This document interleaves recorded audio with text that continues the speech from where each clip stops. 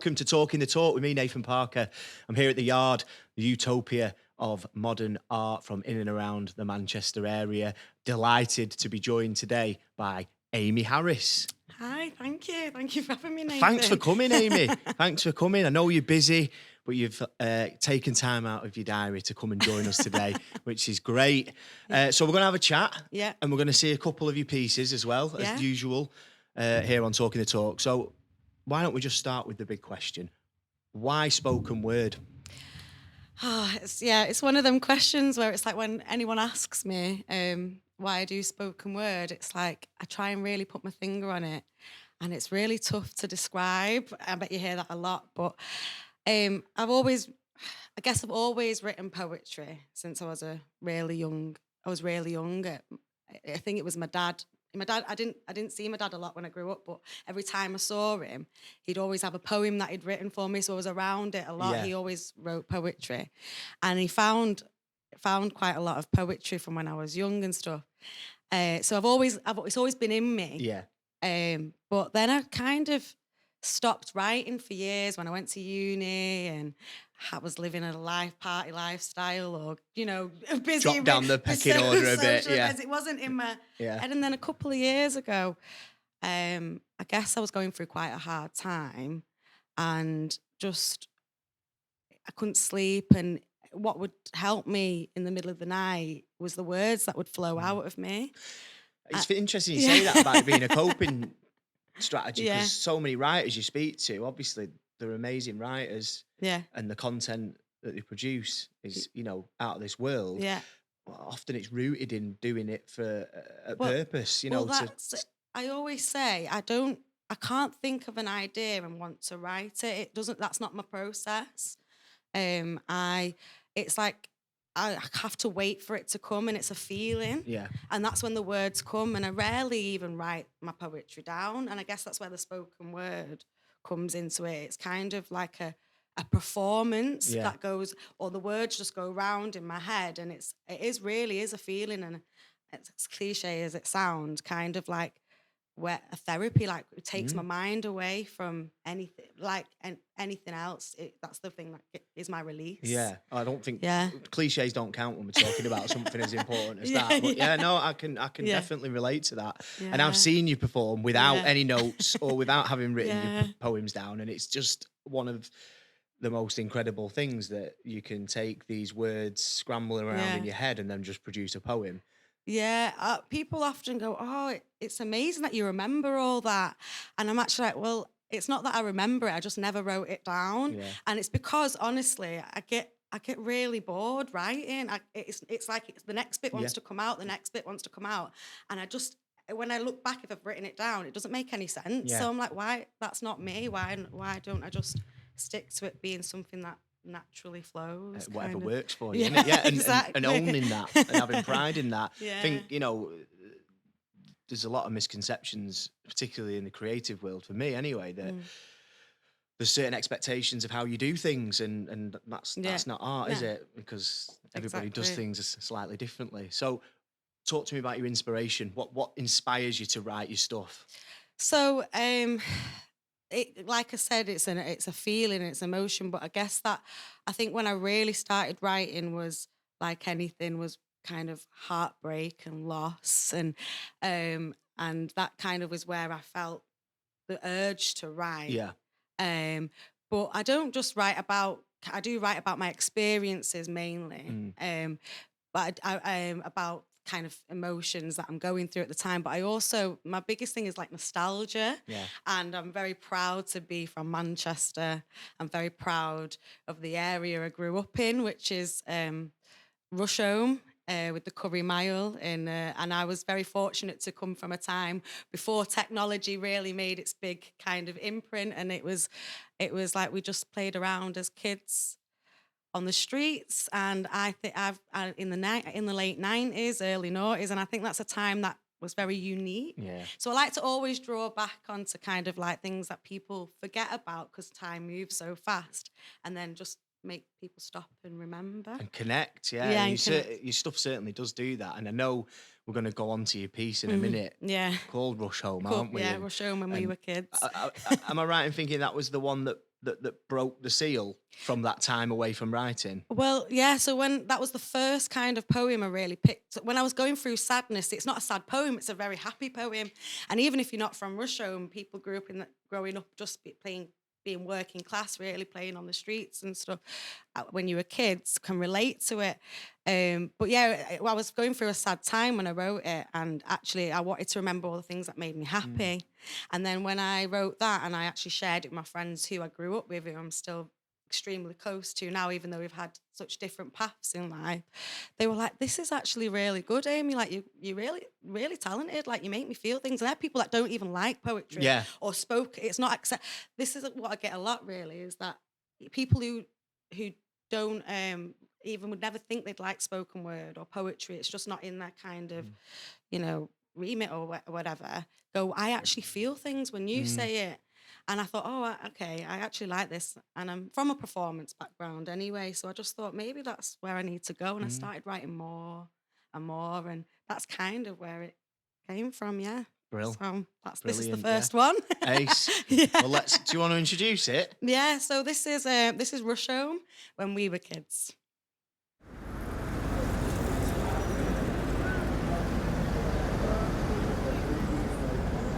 In Rush Home, when we were kids. In Rush Home, we played knock-a-door run. We climbed over garden walls in a game of manhunt. Ran through ginnels and over the estate, hid in doorways waiting for a mate. On match days, we'd mind your car if you give us a quid. Stop your tyres being popped if you did. We'd sit on the wall and wait for the boys and know if there was a goal from the stadium noise. The Sherwood pub was always packed, and Cara the dog would watch over us as we played out the back, as we made up a band and we sang our songs, and we were dead happy because we knew that's where we belonged. Across the road there's a basketball court covered in graffiti.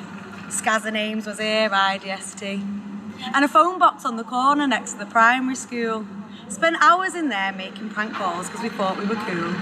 We didn't have mobiles back then. We'd knock on for you, and our mums would come out and shout if we went over our curfew.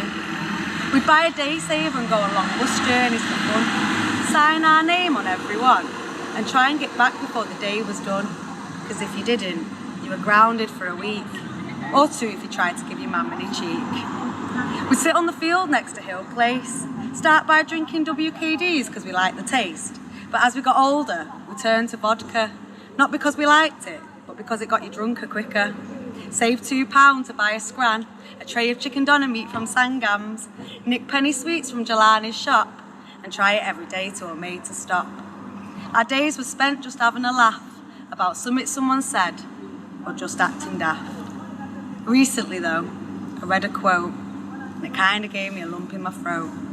It read, "The last time you knocked on for your mate, did you realise it was the last?" Got me thinking about the past and how we've grown and things have changed. But there's one thing that remains the same, and that's the memories that we share with each other, because Rush Home brought us together.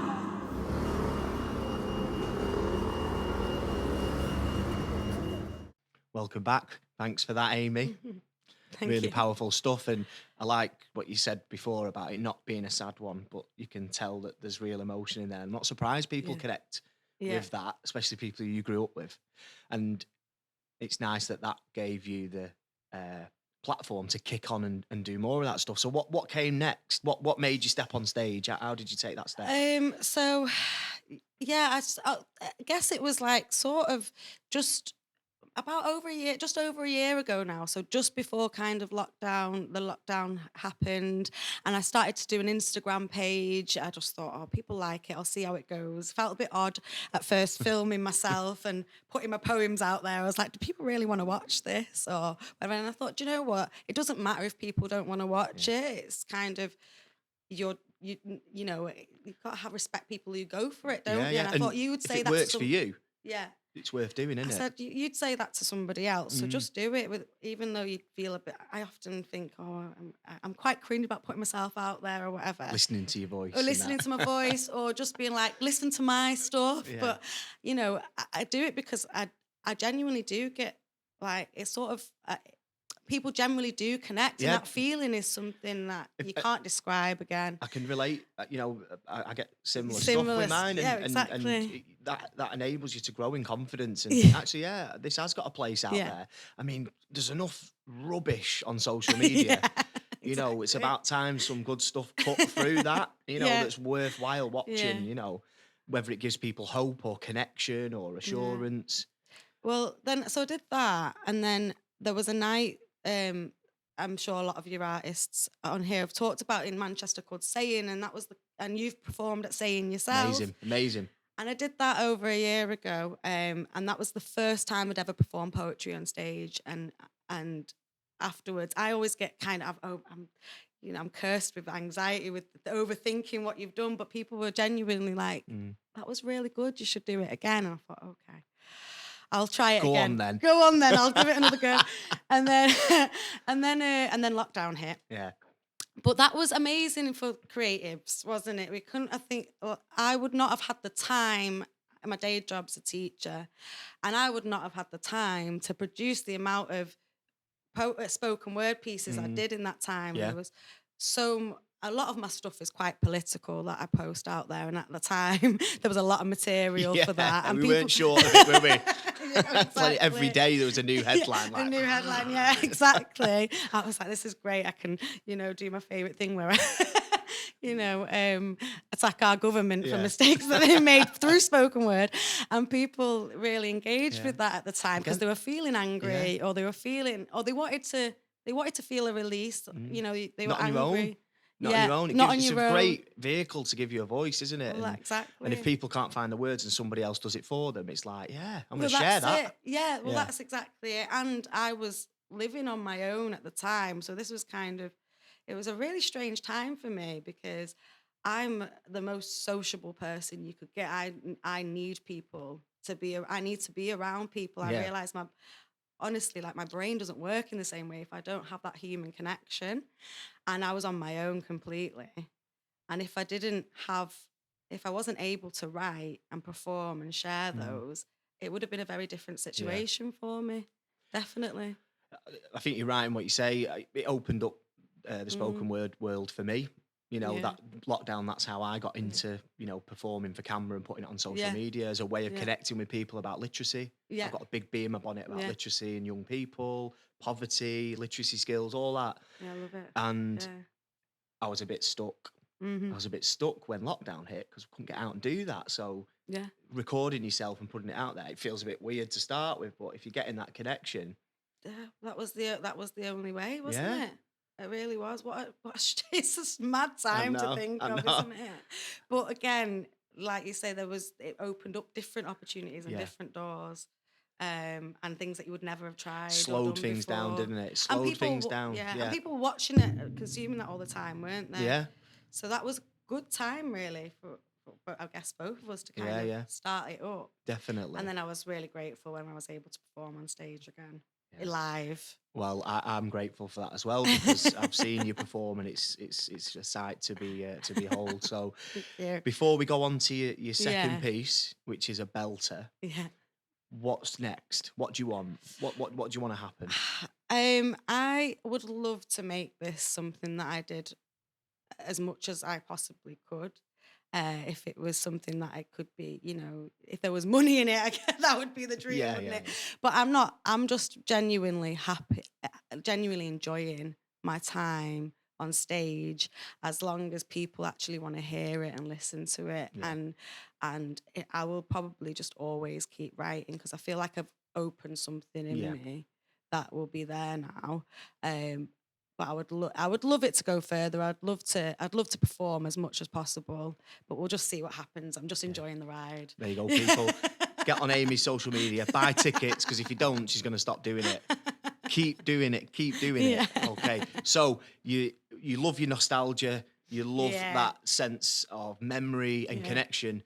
And there's nothing surer than that in this piece. So we're going to go to your final piece. Do you want to introduce it? This is a piece that I wrote thinking about the thing that we've missed so much during this time, which is being in a club and dancing and being around people. And Manchester is so renowned for amazing club culture and life and venues.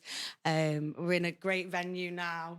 So I thought I would write a poem that kind of captured a time when I was going out clubbing a lot, and a lot of people were too, I guess. And it's called 4 a.m. on the back of the 42. So There we go.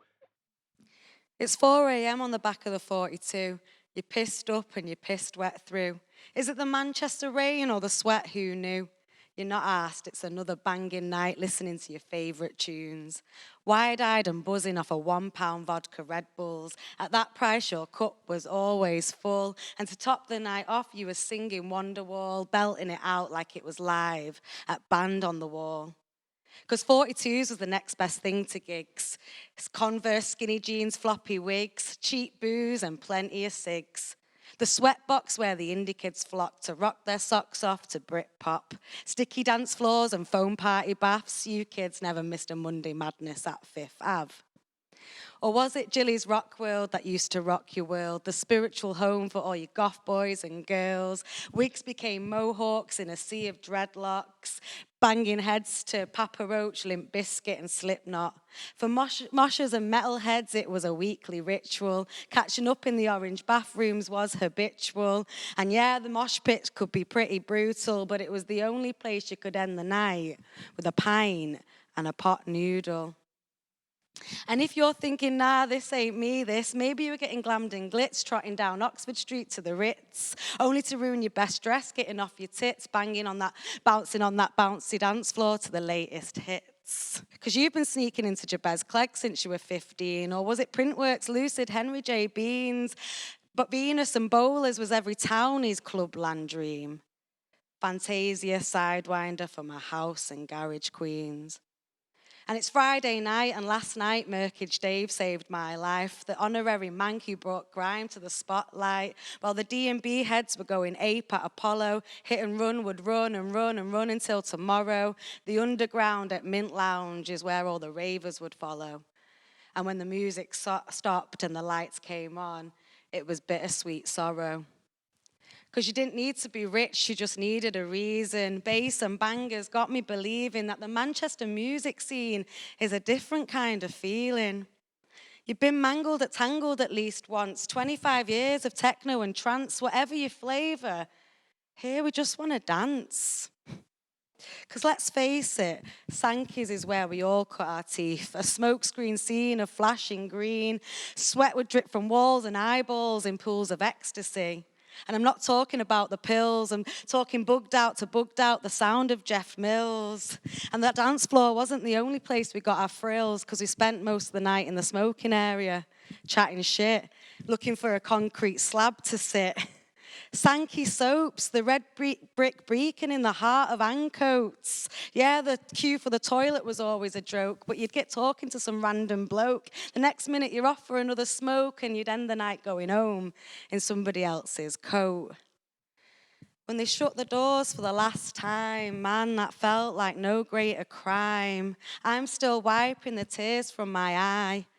But I need not dismay, because in this city, clubbing culture was always here to stay. Mancunians even organised a piss-up in a brewery.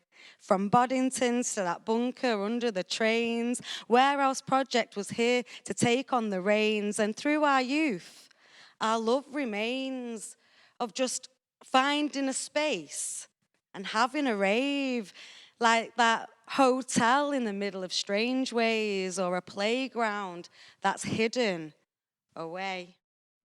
And when the sun comes up and there's nowhere else to go, most of us have been to the Canal Street, Monroe's, cobbled streets and vibrant bars, GAY, Bar, the gay villages in every Mancunian's heart. No matter your preference, race or gender, here, the weekend is for having a bender. Some of us are just gutted that we don't remember the Hacienda. The Hacienda with its legendary status. Manchester, whether you love us or hate us. For clubbing, we're world famous. And it's the music that made us. So yeah, there's been a temporary hiatus, but this brief break will never change us. It's in our blood. And if the mention of clubs isn't enough, what about our legends from New Order to Mr. Scruff? It's all about love. And soon we'll be back on a dance floor for a boogie and a long overdue hug. Does anybody else just feel like going out right now? Yeah, after that. Yeah, I mean, I'm from little old Blackpool, and even I know half of those places. It was like a big coach day out to go to Sankey's. Yeah. When we were younger. As soon as you heard a whisper that someone had a coach for Sankey's, it was like, I want a ticket. So yeah, I definitely felt some of that stuff. That's what I was kind of hoping, because there are so many different music scenes in Manchester. And I was hoping that whoever listens to it can at least resonate with one thing that I've mentioned. So yeah. Nice one, Amy. Thank you. Well, that's all we've got time for today. Thank you so much for joining us. Like I say, guys, check out Amy's social media.